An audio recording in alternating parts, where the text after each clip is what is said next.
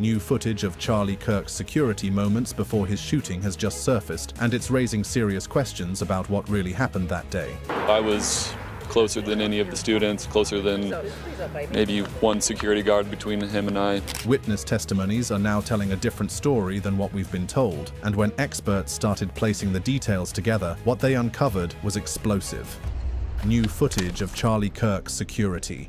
The shocking new footage of Charlie Kirk's security team has thrown the entire case into question. For weeks, the public was told one version of events: tight security, no signs of weakness, and complete control. But this video paints a very different picture. It shows unusual movements, gaps in formation, and decisions that don't add up. Suddenly, what seemed like a clear-cut situation is now surrounded by doubt and speculation. Was this a simple lapse in judgment, or something far more deliberate? As more people analyze the footage, the narrative we thought we knew is beginning to unravel piece by piece. Now, imagine a campus courtyard filled with thousands of students, buzzing with anticipation. It's September 10th, 2025, and Charlie Kirk, founder of Turning Point USA, is in Orem, Utah, hosting another one of his signature Prove Me Wrong events. His message is bold, his presence polarizing, and his security tragically inadequate. Hours later, Kirk would be fatally shot by a sniper's bullet. But before the chaos, before the bloodshed, there was a long trail of warnings, ignored advice, and a fragile security setup that left the stage wide open for disaster. As we go further into this video, you are going to realize what led to this moment and why the footage of his security team, before the shot was ever fired, has left so many people asking whether the tragedy could have been prevented. By the time September 2025 rolled around, Charlie Kirk had become one of the most recognized conservative figures in America. His campus tour, branded the American Comeback, was drawing massive crowds, and just as many protesters. Alongside his fame came something far darker: threats. In the weeks leading up to the Utah Valley University event, Kirk had received thousands of death threats. According to his team, a sharp escalation from the usual background noise of political opposition. But despite the scale of those threats, the UVU event still had one of the weakest security setups of Kirk's entire 2025 tour. For this event, Kirk's personal safety was handled by the E.E. Schaffer Security Group, a firm founded by former FBI agent Greg Schaffer and former police chief Brian Harpole. SSG had protected Kirk for years, though their contract had ended in 2022 due to disagreements. At the last minute, however, they were rehired for UVU, a decision that has drawn scrutiny ever since. The team on site was relatively small,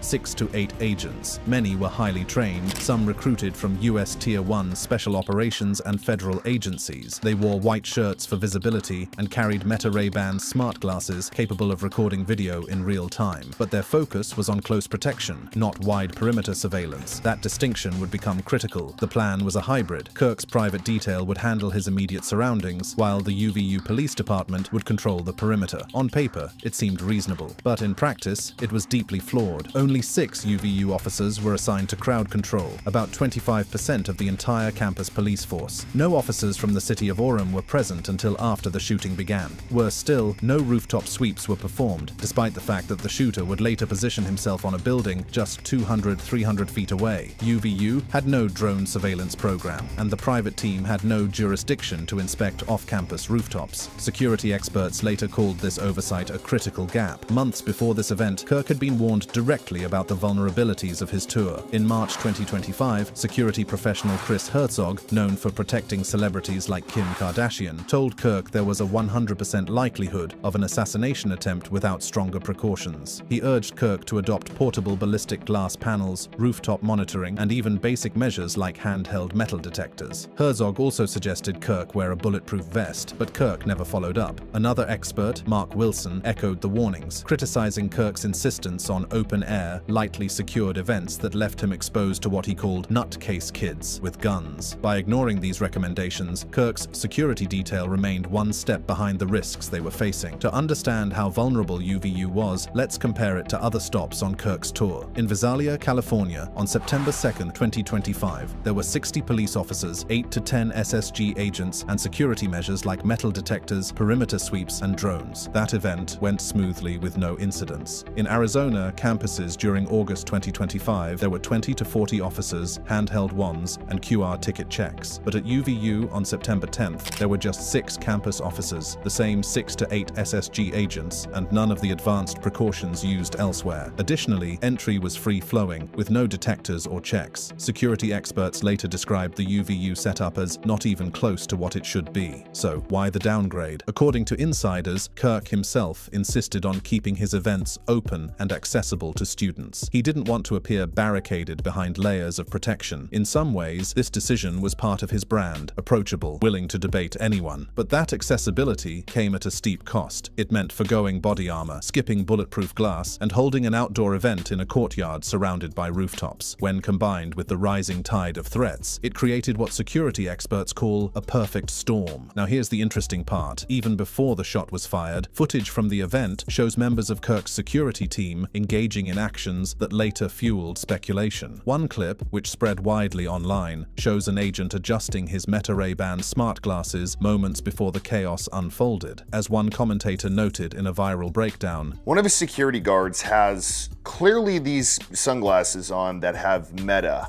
or that can film, and you can see him tapping them right before he's shot. And then when he's down assisting Charlie, you see him tap them again. To some, it looked like nothing more than routine communication, but to others, it seemed like anticipation, as if the team knew something was coming. It appeared as though the seeds of doubt were already planted even before the trigger was ever pulled. By the time Kirk stepped onto the stage at UVU, every condition for disaster was in place. Thousands of threats ignored, warnings from professionals dismissed, minimal police presence, no rooftop sweeps, and no barriers against long-range fire. Charlie Kirk believed in accessibility, but that decision and the failure to adapt security to the escalating threats meant that on September 10, 2025, he was standing in the open, exposed and vulnerable, and just 20 minutes into his appearance, a shot rang out. The deadly shooting and immediate response. The courtyard was alive with energy. Nearly 3,000 students packed into Utah Valley University's Fountain Courtyard, standing shoulder to shoulder under the September sun. Charlie Kirk was in his element, fielding questions, challenging students to prove him wrong, his presence commanding but familiar. And then, at exactly 12:23 p.m. MDT, everything changed. A single sniper's bullet, fired from an elevated rooftop roughly 200 to 300 feet away, pierced the air. It struck Charlie Kirk in the neck, severing vital arteries. In an instant, the crowd's energy collapsed into panic. One eyewitness described the horror. And I heard the pop, and I knew immediately it was a gunshot.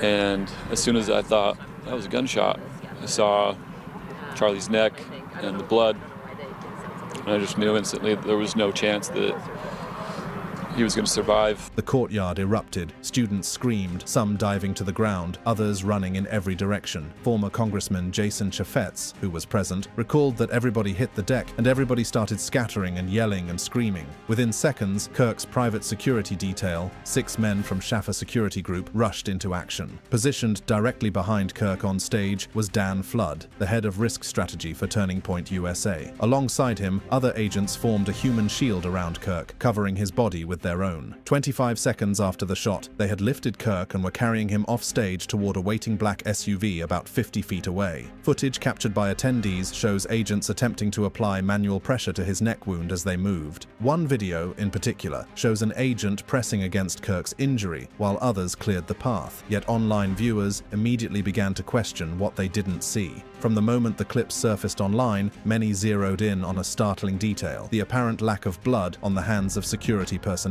As one viral breakdown pointed out, so when we see all of these guys working on Charlie, why isn't there blood on their hands, right? But if you saw the video, you saw the sheer amount of blood coming out of his neck. To some viewers, it looked as though the team wasn't applying proper pressure at all, or worse, that the scene had been staged. The video fueled conspiracies almost instantly. Experts, however, pointed to the chaos of the moment. In high adrenaline evacuations, procedures can break down. Security consultant Will Geddes later argued that the absence of visible blood didn't necessarily mean life-saving measures weren't attempted. It meant the agents prioritized evacuation over stabilization. But even with that breakdown, the footage still left many uneasy. And that's where another controversy took root. Instead of calling for paramedics or waiting for EMTs, Kirk was loaded into a private SUV, a standard black Suburban, and driven directly to Timpanogos Regional Hospital, which was 5 miles away. Critics slammed this choice. There were no EMTs on site, no ambulances staged nearby. Security expert Chris Herzog called it a haunting failure, saying that advanced medical care in those first minutes could have saved Kirk's life. But SSG's Brian Harpole defended the decision in a later interview, noting that their focus was exfiltration,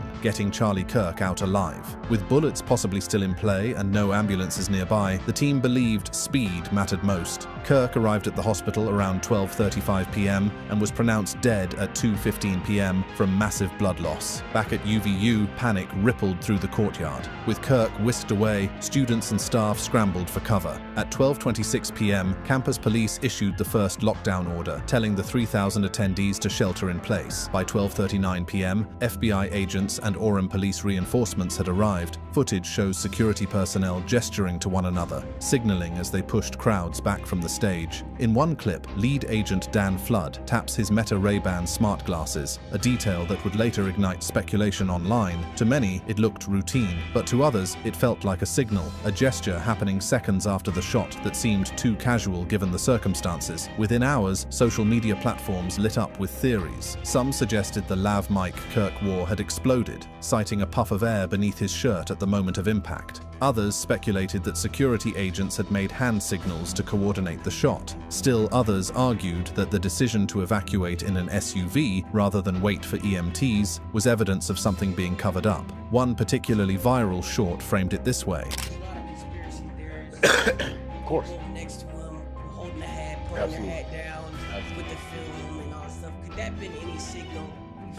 It could have been. It's 2025, right? These theories exploded across X and TikTok, racking up millions of views before officials even had time to release a statement. But here's the thing. Despite the speculation, official reports paint a different picture. Investigators concluded that Kirk was indeed shot by Tyler Robinson, a 22-year-old acting alone, from the rooftop of UVU's Losey Center building. They recovered the rifle, a 30-06 Mauser bolt action engraved with political slogans, along with palm prints and sneaker impressions. However, while investigators debunked a number of theories, they also confirmed that there were serious security failures. No rooftop sweeps, no metal detectors or crowd screening, no on-site medical support, plus a hybrid model that left crucial blind spots uncovered. In other words, the conspiracies might not hold up, but the negligence certainly does. Perhaps the most haunting detail from the footage is one small gesture. As Kirk lay on the ground, bleeding and surrounded by his team, a video shows him raising a hand, pointing upward. The meaning of that gesture is unclear, perhaps instinct, perhaps a final act of awareness. This commentator summed it up simply: There is a video of Charlie when he's on the ground pointing up.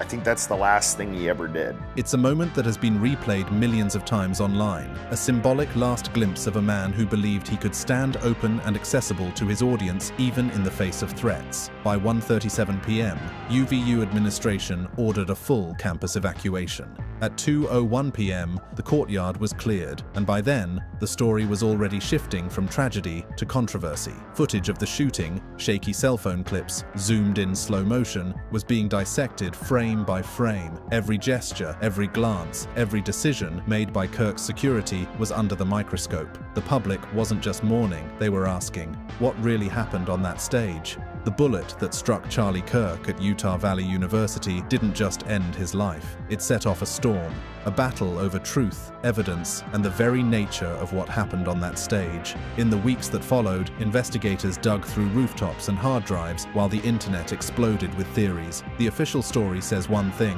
while the footage and unanswered questions suggest another. Alongside investigators, Utah Valley University also did its due diligence. It launched its own independent review of campus security to aid general investigations into the details of the incident. The university has promised to bring in outside experts to review its planning and security failures. Their goal is to learn from the tragedy and to make sure future events are safer. Since the incident, many people have questioned how a gunman could reach a rooftop overlooking a crowded public event without being detected. The mere thought of it, for many, is quite disturbing, and it sets a bad precedent for future events that will be held in the institution. As this case continues to progress, one question has lingered in people's minds, and that is, what really happened in the aftermath of the shooting, and why do so many people believe the security footage changes everything? Let's explore further. Investigations, evidence, and theories. Within minutes of the deadly shot that ended Charlie Kirk's life, federal and local agencies descended on UVU. The FBI took the lead, assisted by Orem City Police and campus security. By 3 p.m., investigators had recovered critical evidence from the rooftop of the Losi Center, a .30-06 Mauser bolt-action rifle, Converse sneaker prints, as well as palm prints matching 22-year-old Tyler Robinson, the identified shooter. But while the evidence pointed clearly to Robinson, the handling of the scene raised immediate concerns. At around 1 p.m., less than 40 minutes after Kirk had been evacuated, members of his private security detail and TPUSA staff began dismantling the stage. They removed SD cards from cameras and packed up equipment, all without FBI chain of custody protocols. Investigators later called this a breach of procedure that could compromise evidence. The Utah Attorney General's office even launched an obstruction probe, though no charges were ultimately filed. Still, the optics were bad. Footage that could have clarified events was now missing or handled outside proper channels. 3 days later, on September 13th, Robinson surrendered after family intervention, and prosecutors charged him with aggravated murder, seeking the death penalty. No evidence tied him to Kirk's security detail or TPUSA staff, despite rampant online speculation. Yet the absence of a clear motive, combined with strange behavior after the shooting, like Robinson reportedly stopping at a Dairy Queen just 15 minutes after fleeing the rooftop, only fueled suspicion. Supposedly, Tyler Robinson went to a Dairy Queen 15 minutes away after he apparently just shot somebody. He went to Dairy Queen instead of skipping town. Went and got whatever the hell you get at Dairy Queen, and he's seen there. That Dairy Queen closed within weeks. Coincidence? Perhaps. But to some, it was one more piece of a puzzle that didn't quite fit. While the FBI stressed Robinson acted alone, online communities weren't buying it. They combed through the footage, frame by frame, generating theories that spread faster than official statements. The first theory was the exploding microphone. Clips circulated, showing a puff of air beneath Kirk's shirt at the moment of impact. Some argued this was his lavalier mic exploding, not a sniper's bullet. And you see this huge puff of air blow up his shirt, while at the same time, that was the first video that we seen where you could actually see, like, it looked like a little cloud of smoke, a little cloud of air. Experts quickly dismissed this. A former security guard explained that the black dot seen on Kirk's shirt was simply a microphone for live stream viewers, not a blood bag or explosive device. That bulge and that little black dot that you see on Charlie's shirt is not a blood bag, it is his microphone for his online viewers. The second theory was the alleged hand signals from Charlie Kirk's security. This theory accused Kirk's own bodyguards of signaling the shooter with gestures. Clips of one agent adjusting his sleeves or tapping his glasses were held up as evidence, although a former security contractor who worked with Kirk forcefully debunked this. That's all the man is doing, is loosening his sleeves up like this. Like any normal person would do if he feel a little congested. He added that it was insane to think a sniper 200 yards away would rely on a hand signal from a man on the ground. Another theory claims that the shooting was a staged event. This is perhaps the most dramatic claim, talking about blood bags and props. But once again, experts shot this down, as one debunker put it bluntly. If the thing above his right chest was a blood bag and it exploded, you would have seen the blood flow from right there where the blood bag was. A blood bag on his right chest is not going to magically make blood squirt from the left side of his neck. So why did these theories gain such traction? Part of it was the vacuum of information. The FBI took over quickly, but their silence left room for speculation. Campus police admitted their force of 6 officers was not even close to what it should be for an event of this scale. Another factor was the video itself. Grainy cell phone footage, zoomed and slowed down, exaggerated ordinary movements, and made them look suspicious. And because Kirk was such a polarizing figure, every frame became fodder for whichever narrative someone wanted to push. On September 22nd, UVU released an independent review. The report cleared Kirk's security team of gross negligence, but faulted the hybrid model that left major gaps in coverage. The review also recommended mandatory federal integration for future high-risk events. Greg Schaffer, founder of the Schaffer Security Group, further defended his team, noting that the perimeter was the locals' call, although critics later pointed to the lack of on-site EMTs, rooftop sweeps, or body armor as glaring failures. Whatever one believes about the footage, the impact was immediate. TPUSA's next major event, a memorial for Kirk at Utah State University on September 30th, was run with Super Bowl-level security. DHS classified it as a SEER Level 1 event, bringing in federal agents, SWAT teams, drones, and even armed guards. They were determined to prevent a recurrence of that deadly incident. It's safe to say that Kirk's assassination has become a turning point in how political figures on campuses would be protected. Perhaps in the future, more security measures will be employed and strict surveillance will be ensured. So, in the end, what does the footage of Kirk's security tell us? On the surface, it shows a team reacting in chaos, making split-second decisions. But for millions online, it's become a symbol of distrust in institutions, of doubts about official narratives, and of the dangers faced by public figures in a polarized world. Now, beyond immediate tributes and blowback, Kirk's assassination has sparked a broader public reckoning over political discourse, extremism, and the norms of civility. Polls conducted in the wake of the killing show significant anxiety about the rise of political violence. For example, a YouGov poll found that 87% of respondents believed that political violence is a serious problem in the US. Among younger cohorts, support for more extreme measures is non-trivial. In one survey, approximately 18% of liberals and 7% of conservatives agreed that political violence can sometimes be justified. These numbers reflect how shock intersects with latent tensions over when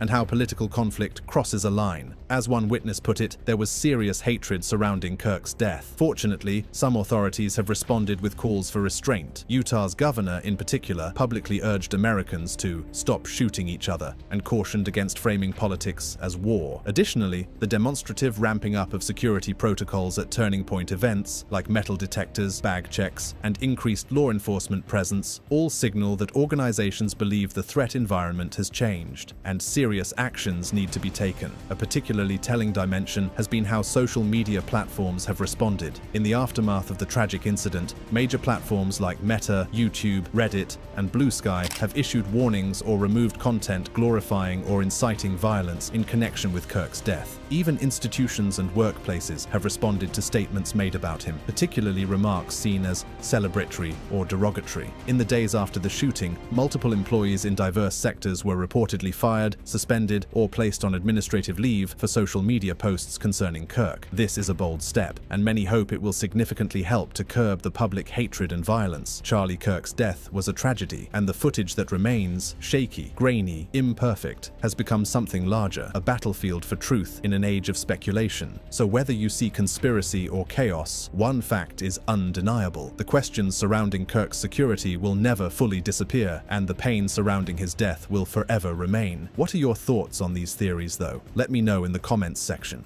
For more videos like this, click on this next card on your screen.